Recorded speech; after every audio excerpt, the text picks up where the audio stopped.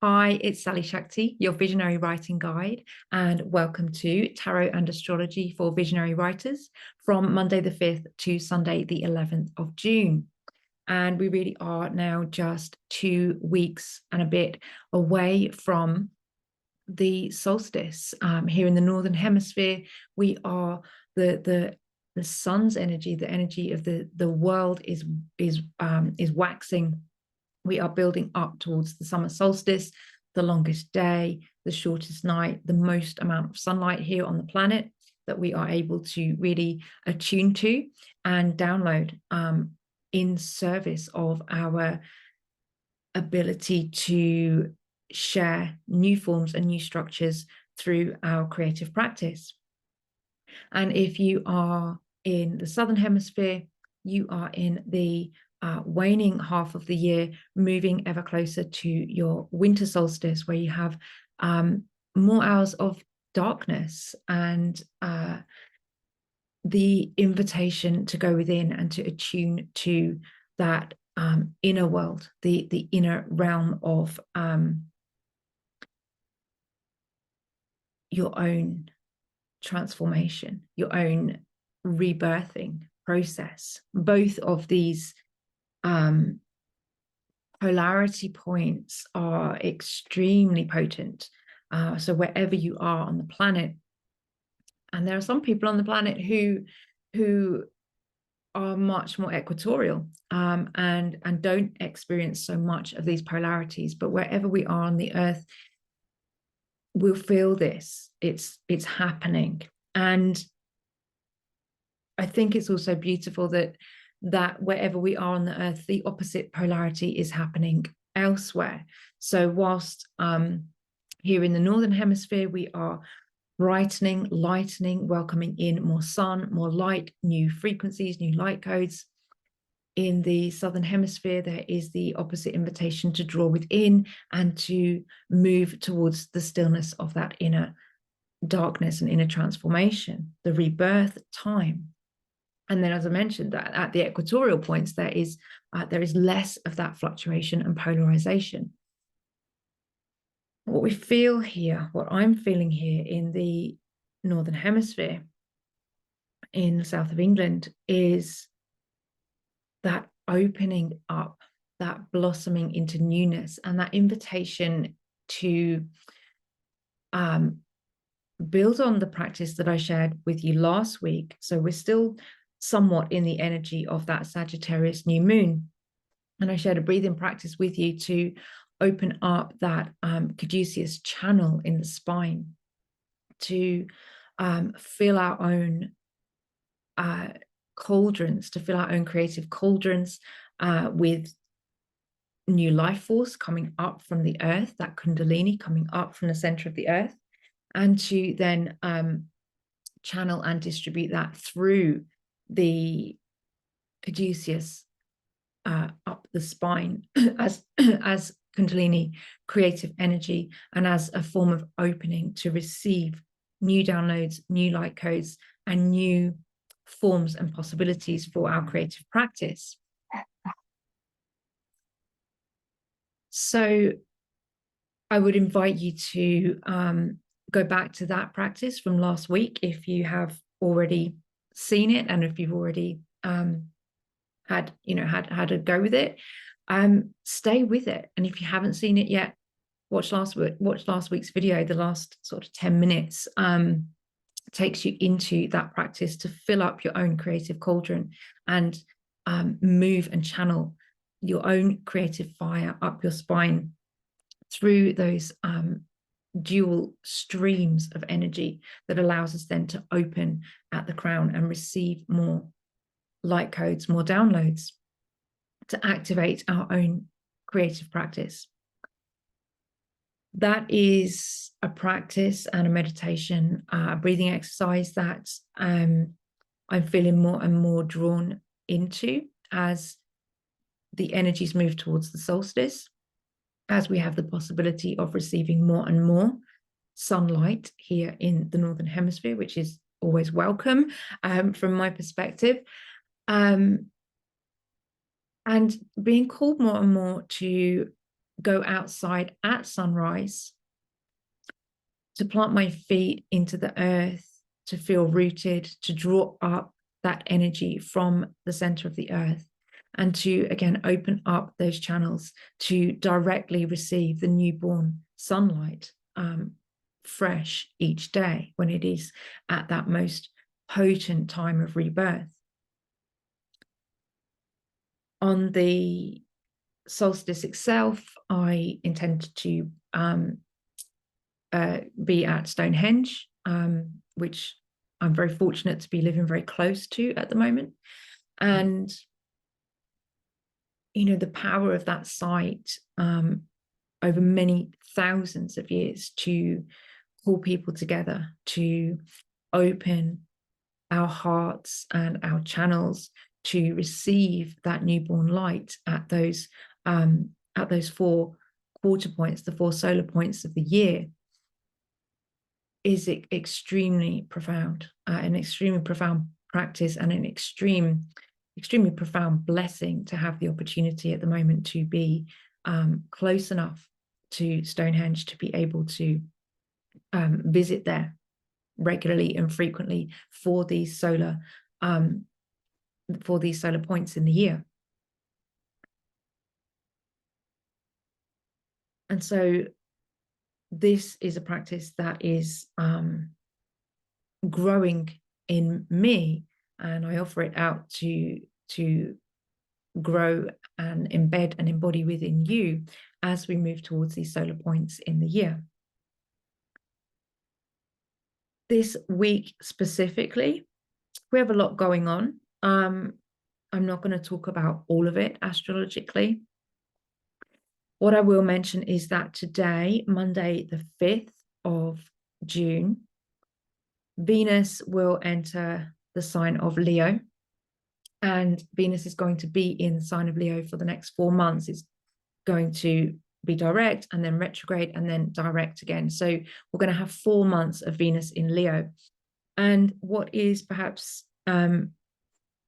quite significant about Venus's entry into Leo today is that as Venus enters Leo, Venus will then oppose Pluto in Aquarius. So we will all, or perhaps might all, be feeling some kind of opposition between our personal sovereignty and our own creative self-expression, how we personally show up in the world, and how we show ourselves, how we come into the fullness of our own creative self-expression, in opposition to what is required of us as part of the collective, as part of the collective of human evolution and consciousness here on the planet. We may feel some tension and some opposition in that dynamic, in that polarity, in our own energy and through our own birth chart.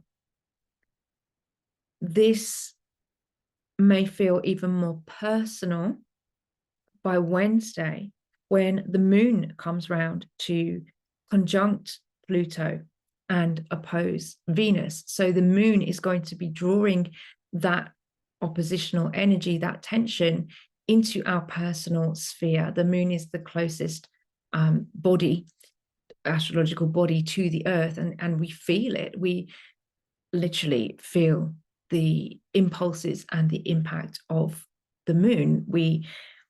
Our planet is, the tides are governed by the movement and the impulses of the moon, and our bleed cycles, our personal emotional cycles.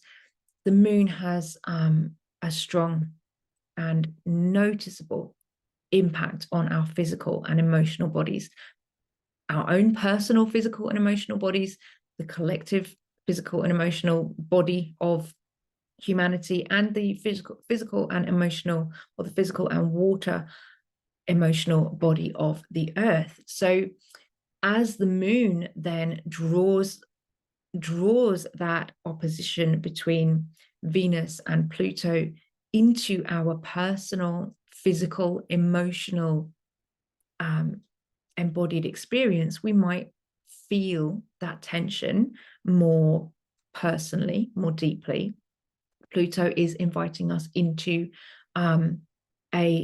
another deep level, fundamental transformation at the level of, if we think of Pluto as Hades, as the lord of the underworld and the I want to say progenitor of death and rebirth, the presider over death and rebirth. Pluto is asking us to change something at a fundamental level that may be to do with that polarity between our sovereign creative self-expression and how we are required to show up for the collective. And because Venus is going to be in the sign of Leo for the next 4 months, this is a tension and a polarity, an energetic transmutation that could be playing out for us, both personally and collectively, over the next 4 months. So this is a significant energetic piece to be aware of this week. What's beginning now might be traveling with us for the next 4 months. It may be something that shows up in our writing and in our creative practice, that relationship between creative, sovereign self-expression and what is required of us as part of the collective evolution, how we express ourselves personally in a way that supports us to anchor and participate in the collective evolution, the collective restructuring. And there also can be some tension between perhaps how we desire to show up in our creative self-expression and what is needed of us at a functional level in terms of the bigger picture of collective evolution. This again is going to get some activation on Sunday when Pluto re-enters Capricorn. So whatever Pluto has been working with for you in the sign of Capricorn since 2008-ish, Pluto spends the next few months back in the last degrees of Capricorn and will be wrapping up that energetic process for you. So you might already know how this might be showing up. You might already know what kind of areas it is going to be playing out for with you. But this might also be new because the Venus in Leo opposition with Pluto in Aquarius is new. We haven't had that aspect before in our lifetimes. So this is also taking us back into familiar territory, whilst also completing that base level transformation to move us forward into brand new territory, so that we have then a clearer way forward to express our genuine creative authenticity as part of the collective, as part of, or as a participant in, an active participant in the fundamental restructuring of creation that we are all part of co-creating through our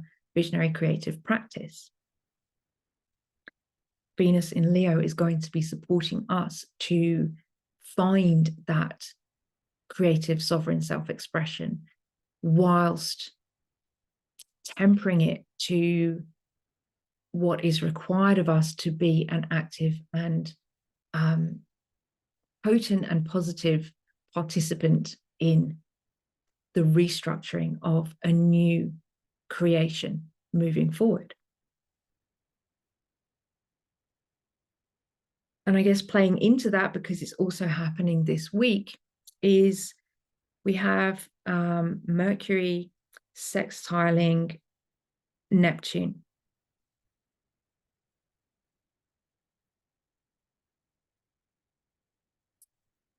Mercury is going to be Mercury, again, if we're doing the meditation, if we're doing the practice to open up our channels to receive those downloads and that guidance, Mercury is then on Friday going to be opening us up to the possibility to receive greater guidance and support from our spiritual team, our spiritual support team, our spirit guides from source, from beyond the realms of our ordinary 3D physical reality. Mercury is going to be supporting us in that transition to receive greater wisdom, to receive more support. And I have been also getting more insights that your personal spirit guides are truly here to support you. And what I mean by that is that for me personally, as I have realized more and become to realize more and more my own physical limitations, and I begin to ask more and more for support from my spirit guides, I can see more and more that that is what they are here for. That's what they're here to do. None of us is born into this earth on our own to do this all by ourselves and to carry it all on our own. And when I look at the ways that I've tried to do that in the past and how painful that solitary journey has been, and I realized that all around me and all around all of us is this immense and growing team of light beings who are here to not only support us personally, but we are also here as their conduits. I've been speaking a lot about, both this Mercury ability to channel from beyond and to bring that spirit into form. And that's also being supported by Saturn in Pisces over the next 3 years to, again, channel from beyond and bring that wisdom into form. Well, our spirit guides are here for exactly that purpose. And we are the conduit. We are the channels that can act on their behalf, or that they can act through us, but only when we ask them. So when we ask them for support, suddenly there is so much more capacity and illumination and wisdom and potential available to us that we only have to ask for and be open to receive, because there is so much willingness to share that healing, that transformation, that support, that guidance, that wisdom, that love with us, and for us to recognize our blessed and privileged and challenging position to be the ones who are here on this physical planet right now as the conductor and the conduit and the channel for these energies and healings and wisdoms and guidance and light beings to actually work through us, through our sovereign and creative self-expression, through our participation in collective co-creation. These are the polarities that we're here to serve, and this is the purpose of us as visionary writers and creatives taking form on the earth at this time to do this work. So we're receiving a lot of support with that this week in particular, and as we move towards the solstices, but we're also being reminded to ask for that support, to do the practice that I shared with you last week, to nourish our own channels and to open up our own receptivity to receive the light codes that are available to us now, so that we can then practice and participate in co-creation through our own creative practice. Last thing to mention for this week, which I may have already gone into, is that Pluto moves back into Capricorn on Sunday, and we'll be spending the last part of this year, most of the last part of this year, back in Capricorn. So yes, we're back in those same familiar energies, we're back in that same familiar territory. This is the last pass. This is the final level of that deep transformation work that's been happening for us over the last many years. as Pluto has been moving through Capricorn, this is the last piece of the alchemy, the deep level transformation, before we then move fully into the new territory of Pluto in Aquarius. So I would love to share with you my reading for today, from this gorgeous book, Drive Your Plow Over the Bones of the Dead by Olga, I'm going to say Olga Tokarczuk. Probably I pronounced that wrong, but I've done my best. This is translated from the Polish, and it's beautiful, funny, irreverent. What else can I say about it? Funny, irreverent, just a kind of wild ride novel narrated by the character of an older woman who is also quite a mercurial kind of disruptor. She's a disturber of the peace. She is somebody who is here to be that rebel, to make change, and yet her experience of being in the body of an older woman gives her a certain amount of invisibility that she speaks about through the narration of being overlooked and of being unheard and of being misunderstood in how that character of the elder woman has been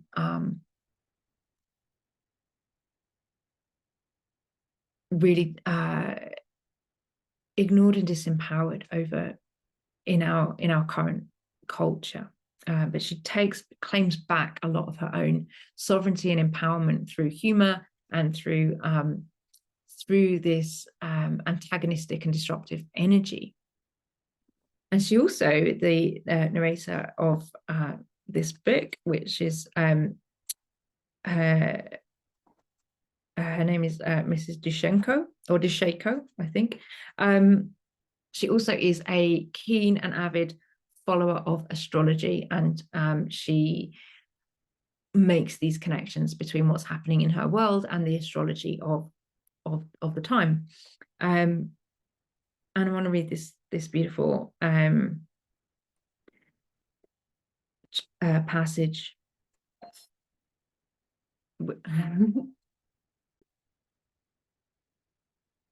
So this is from Drive Your Plow Over the Bones of the Dead. Sparks come from the very source of light and are made of the purest brightness. So say the oldest legends. When a human being is to be born, a spark begins to fall. First, it flies through the darkness of outer space, then through galaxies, and finally, before it falls here to Earth, the poor thing bumps into the orbits of planets. Each of them contaminates the spark with some properties, while it darkens and fades. First, Pluto draws the frame for this cosmic experiment and reveals its basic principles. Life is a fleeting incident, followed by death, which will one day let the spark escape from the trap. There's no other way out. Life is like an extremely demanding testing ground. From now on, everything you do will count. Every thought and every deed, but not for you to be punished or rewarded afterwards, but because it is they that build your world. This is how the machine works. As it continues to fall, the spark crosses Neptune's belt and is lost in its foggy vapors. As consolation, Neptune gives it all sorts of illusions, a sleepy memory of its exodus, dreams about flying, fantasy, narcotics, and books. Uranus equips it with the capacity for rebellion. From now on, that will be proof of the memory of where the spark is from. As the spark passes the rings of Saturn, it becomes clear that waiting for it at the bottom is a prison, a labor camp, a hospital, rules and forms, a sickly body, fatal illness, the death of a loved one.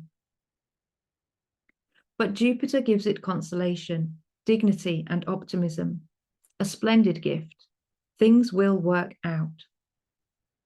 Mars adds strength and aggression, which are sure to be of use. As it flies past the sun, it is blinded, and all that it has left of its former far-reaching consciousness is a small, stunted self, separated from the rest, and so it will remain. I imagine it like this: a small torso, a crippled being with its wings torn off, a fly tormented by cruel children. Who knows how it will survive in the gloom? Praise the goddesses. Now Venus stands in the way of its fall. From her the spark gains the gift of love, the purest sympathy, the only thing that can save it and other sparks. Thanks to the gifts of Venus, they will be able to unite and support each other. Just before the fall, it catches on a small, strange planet that resembles a hypnotized rabbit and doesn't turn on its own axis, but moves rapidly, staring at the sun. This is Mercury, who gives it language, the capacity to communicate. As it passes the moon, it gains something as intangible as the soul. Only then does it fall to earth and is immediately clothed in a body, human, animal, or vegetable. That's the way it is. I think it's a beautiful, not only outline of astrology and astrology's energies and the birth chart, but beautiful imagining of the journey of a soul to be born, journey of this spark of light to be born as a soul and as a living being on earth.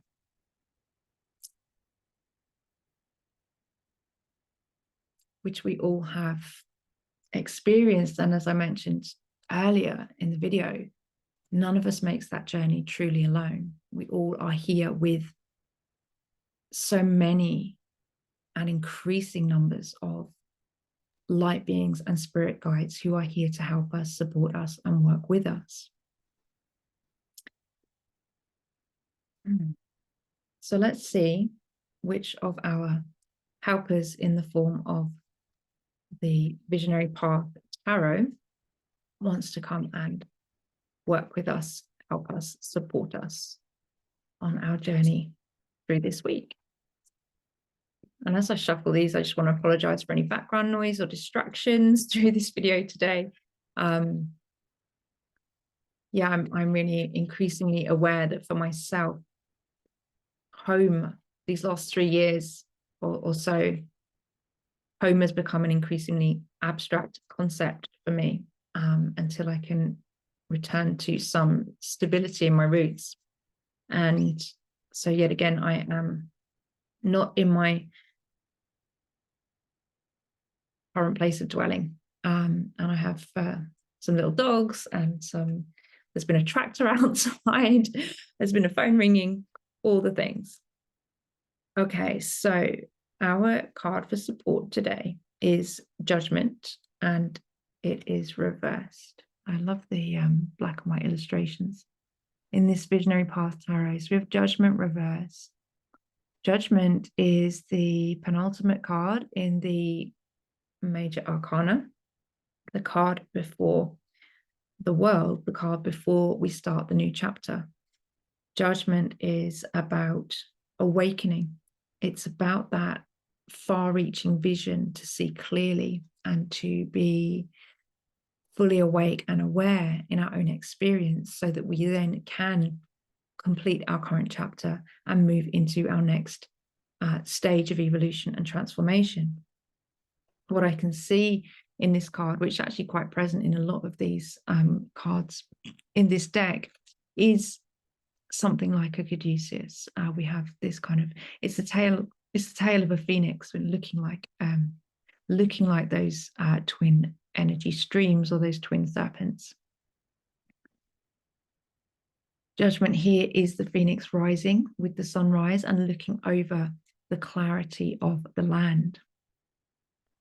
With Judgment in reverse for us this week, it's a time not to be making big decisions. It's a time to be present, continue to be present with the uncertainty that I also mentioned last week. It's a time to continue to be present with the uncertainty of these shifting energies, these changing times, and to, as we move towards greater clarity, to continue to be present with what is true for us in each moment, and that recognizing that, especially through Gemini season, that can be very mutable, that can be very changeable. We can keep our channels of communication open, but it's not a good time to be making those big decisions. And as we sit in Judgment Reversed, we also know that this is an energy that is moving through us. It is a time for us to be receptive to that uncertainty as we make our way towards greater clarity. Just looking at the card to see if anything else wants to be said.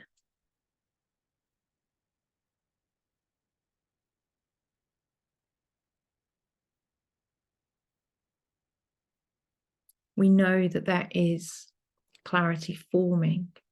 We know that judgment is going to take us towards the world as we move out of one phase and transition into the next.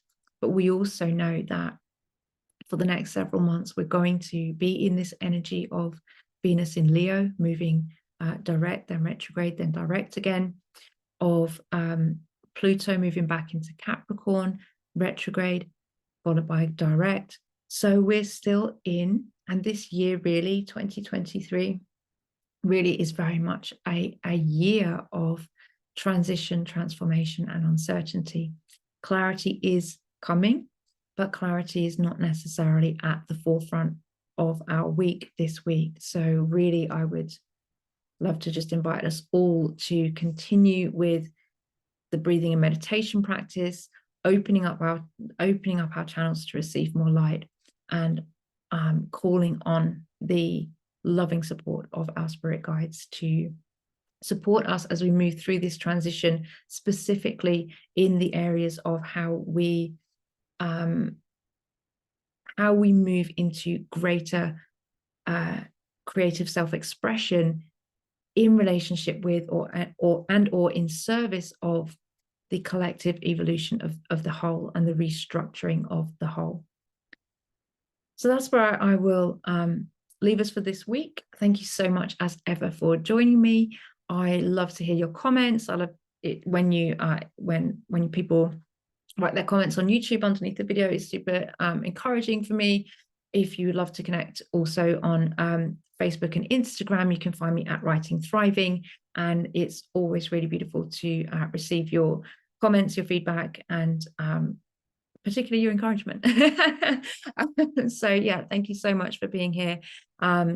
If this video has supported you at all, please do give it a like and a subscribe, and share it with any of your friends who also might find it of use, especially if they are visionary writers and creatives themselves.